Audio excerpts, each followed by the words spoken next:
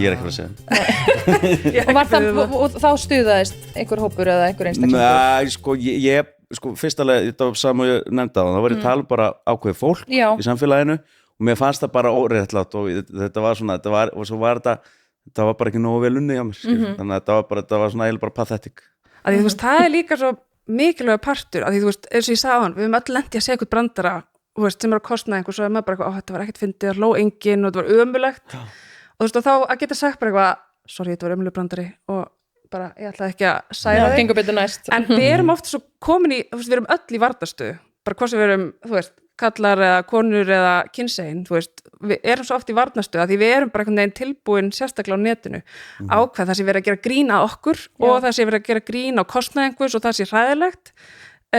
af því að við erum ekki tilbúin að stoppa við erum bara eitthvað, ok,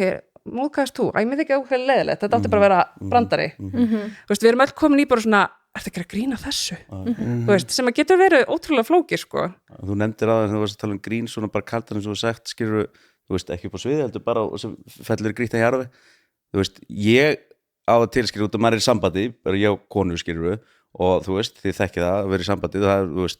er ekki allt fallegt sko, stundum er yfirst og svona ég nota líka grín til að stinga sko, þú veist einmitt og þannig að þú veist að ég bæði nota grín bara til að það sé gaman hjá okkur og svo þegar ég ætla að benda á eitthvað þá gera ég í gríni og þá fyrir allt í háaloft sko. Já það er svona þitt beittasta tól það er okkar besta vopn ég veit að vera í tölvuleikur sko. Gríngaðis það fylgir þessu það gerir það sko. Já, einmitt en núna náttúrulega líka erum við einhvern veginn svona sem samfélag, þú veist að bæði einhvern veginn á sama tíma má allt og má ekkert ótrúlega flókir staða samt aldrei spennandi af því að alltaf þegar fólk er alltaf að segja við mig, þetta er náttúrulega fólk sem er ekki skemmtikraftar bara þetta er náttúrulega lítur að vera erfitt fyrir ykkur skemmtikraftar þannig að það má ekki neitt sko. Það er einmitt akkurat núna sem er svo gaman af því að það er svo margt sem má ekki ef maður gerir það, þá er það svo skemmtilegt Mér finnst einmitt sko, þáttur bara að hlæja að vera kannski svolítið svona komin sko, hann hefði ekki getað verið fyrir 3-4 árum. Nei. Þú veist, hann getur verið núna. Mér finnst mjög margt hafa breyst, skilur við, þú veist, við fórum hingað og svo aðeins tilbaka, skilur við, svo gerist í svona efnum, sko. Þannig að mér finnst við vera komin á aftur tilbaka á kannski aðeins heilbrigðari stað. En það er líka svo margt í þessu, þetta er svona eins og til dæmis við erum í draumnum að gera alheimsdrauminn og þar eru náttúrulega bara snýst allt að gera fyndið annarkvort á kostnað annara á okkur skiptir engu máli, bara hafa skal það sem að fyndnara reynist, endalaust og við vorum með sko, þegar við gerðum ameríska drauminn fyrir 15 árum þá vorum við með alls konar svona reglur sem við erum að gera það sem fær stig fyrir að gera alls konar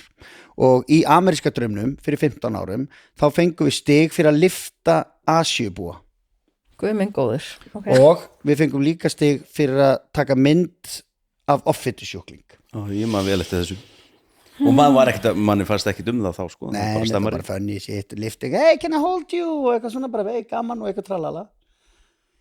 Við gerum þetta ekki núna þessi regla, hún var tekin út strax eftir þetta Hún datt út Ég bara segja hvað ég er búin að þroskast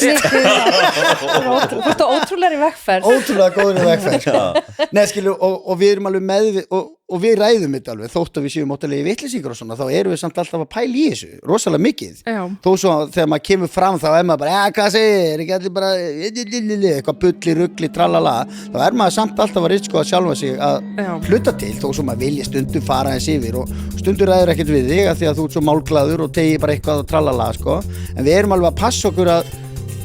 við erum alveg að reyna að vera í takt við samfélagið eða svona